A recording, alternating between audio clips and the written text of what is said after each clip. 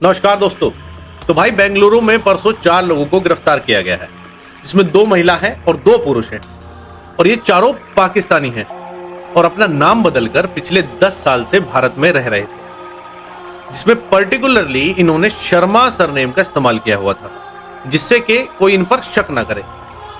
पकड़े जाने वालों में राशिद अली सिद्दीकी, जो कि शंकर शर्मा के नाम से रह रहा था, उम्र 48 साल, उनकी बीवी आयशा अनीफ, जो कि आशा रानी के नाम से रह रही थी, उम्र 38 साल, राशिद की मदर रुबीना, जो रानी शर्मा के नाम से रह रही थी, उम्र 61 साल, और राशिद के फादर हनीफ मोहम्मद, जो राम बाबू शर्मा के नाम से रह रहे थे, उम्र 73 साल है। जब ये पिछले 10 साल से नाम बदलकर रह रहे थे तो कैसे पकड़ में आए, सब जानेंगे छोटी सी वीडियो में। तो हुआ यूं कि इंटेलिजेंस एजेंसी ने चेन्नई एयरपोर्ट पर 2 लोगों को फर्जी पासपोर्ट के चलते गिरफ्तार किया। अब इनसे पूछताछ की गई तो इन्होंने बताया कि वो बेंगलुरु के सिद्दीकी परिवार के रिश्तेदार हैं। एजेंसी ने पुलिस को टिप दी। पुलिस इस सिद्दीकी परिवार को खोजते हुए पहुंच जाती है बेंगलुरु के रजापुर गांव में। अब जो एड्रेस पुलिस को मिला था उस पर जो पुलिस पहुंचती है तो देखती है कि ये लोग वहां से अपना सब सामान बटोरकर निकलने वाले थे, भागने की फिराक में थे। पुलिस ने जब इनसे नाम पूछा तो इन्होंने अपना आधार कार्ड और पासपोर्ट दिखाते हुए, जिसमें शर्मा लिखा हुआ था, सबके नाम शर्मा सरनेम के साथ थे। लेकिन जैसे ही पुलिस घर के अंदर एंटर करती है तो देखती है कि इन्होंने घर का सब सामान पैक किया हुआ था, और घर के अंदर दीवारों पर जो फोटोज लगी थी और जो किताबें रखी थी वो सब इस्लाम से रिलेटेड थी, और एक खास फोटो थी मेहंदी फाउंडेशन इंटरनेशनल जश्न यूनुस की। ये सब के चलते पुलिस ने घर से इन चारों को उठा लिया, और इनको जैसे ही थोड़ा सा प्रेशराइज किया गया तो इन्होंने सब कबूल कर लिया कि ये लोग 2014 में इलीगली भारत में एंटर हुए थे, और सबसे पहले दिल्ली में रहकर इन्होंने अपने फर्जी Aadhaar card, voter IDs, passports, PAN cards और ड्राइविंग लाइसेंस तक बनवाए using the surname Sharma. March 2018 में ये लोग बेंगलुरु शिफ्ट हुए थे, और चेन्नई एयरपोर्ट पर फर्जी पासपोर्ट के साथ पकड़े जाने वाले सही में इनके रिश्तेदार थे। सिद्दीकी का साला और उसकी बीवी थी, जिनके पकड़े जाने की खबर सुनते ही ये लोग बेंगलोर से भी भागने वाले थे। एफआईआर के हिसाब से सिद्दीकी पाकिस्तान में कराची का रहने वाला है।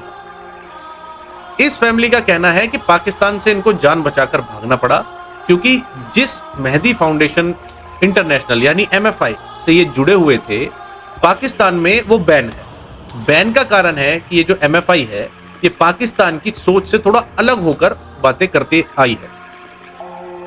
MFI का मानना है कि ऊपर वाले की नजर में सब धर्म समान है, सब बराबर है, चाहे वो हिंदू हो, मुस्लिम हो, सिख हो या ईसाई हो या किसी और धार्मिक मान्यता का हो। MFI वाले सब धर्मों में आपस में पीस की, शांति की बातें किया करते थे, जिसकी वजह से पाकिस्तान के मौलानाओं ने इस पर आपत्ति जताई, और परवेज मुशर्रफ के आने के बाद से MFI के 100 से भी ज्यादा लीडर्स को बड़ी बेदर्दी से मारा गया। इनसे रिलेटेड सभी किताबों को जला दिया गया और इस पर पूरी तरह से बैन लगा दिया गया, वही टिपिकली पाकिस्तानी तरीका। और एक बात ये कि ये मुस्लिम ऑर्गेनाइजेशन है और इसके सभी मेंबर्स मुस्लिम ही हैं, पर क्योंकि ये बात करते थे अमन और शांति की, तो इनको मारा गया, पीटा गया, बैन कर दिया गया। अब इस बैन के बाद MFI के बचे हुए मेंबर्स सब पाकिस्तान छोड़कर भागने लगे। काफी लोग बांग्लादेश भाग गए, काफी इंडिया में भी दाखिल हुए। 2007 में करीब 63 पाकिस्तानी MFI मेंबर्स इंडिया के टूरिस्ट वीजा पर आते हैं और दिल्ली में पाकिस्तानी एम्बेसी के सामने प्रोटेस्ट करते हुए अपने पाकिस्तानी पासपोर्ट्स जला देते हैं। हालांकि इनको अरेस्ट किया जाता है और इनको रिफ्यूजी स्टेटस भी दे दिया जाता है। और अब जो ये गिरफ्तारी हुई है इस पर भी MFI का बयान आया है। उन्होंने बोला है कि वैसे तो MFI किसी भी तरह के लॉ ब्रेक करने को सपोर्ट नहीं करता है, पर क्योंकि इन लोगों को जान का खतरा था इसीलिए ये लोग पाकिस्तान छोड़कर भागे हैं, और MFI ने रिक्वेस्ट की है कि इन लोगों को पाकिस्तान डिपोर्ट ना किया जाए, क्योंकि वहां जाते ही इन लोगों को मार दिया जाएगा। इन लोगों को भारत में रहने की इजाजत दे दी जाए, या फिर जब तक कोई और मुल्क इनको शरण नहीं दे देता, इन्हें भारत में ही रखा जाए।